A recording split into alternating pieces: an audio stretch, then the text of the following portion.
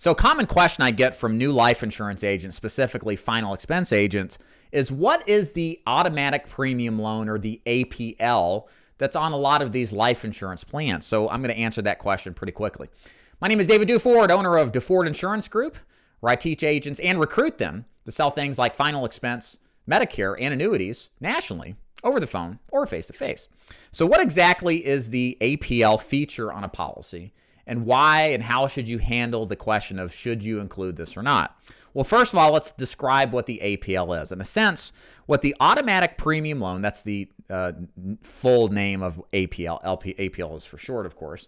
What the APL does is that if a policy falls into a grace period where the client stops making payments or they can't make payments, if the APL has been selected at the consummation of the sale, at the creation of the policy when it's approved, then whatever cash value in the policy exists will contribute towards making those payments until that cash value reaches zero. I think this is one of the best things you can always do for your clients, because our clients, especially in final expense, are low income. They're not made of money, and things happen in their lives where they're going to be tight for a while. And the worst thing to take a policy out is to lose it in the future, especially after you've paid for a very long time. So what the APL feature allows for your clients to do is, if they do get in a tight spot financially and they've got cash value, then that cash value can cover their premium payments until they can get back up to speed, paying out of pocket for it, or for a longer period of time until it just lapses entirely.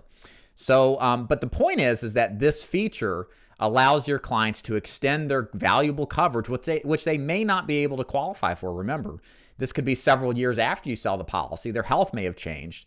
And if the APL feature is not selected, then you might be in a position to where your client loses their policy because they get behind on premiums and can't do anything about it. So this may save their valuable coverage, whereas if you had not selected, it wouldn't. So that's what APL does, and hopefully the question, what should I do with this? Should this something I should select? The answer should be categorically yes. This is always something that you want a part of every plan. You want to tell your clients about the APL feature and why it's a benefit, and what will happen and why you're selecting it. It doesn't cost any extra to add on this. Maybe, I don't know if it's specifically a rider, but it's a benefit for sure, a feature to most policies.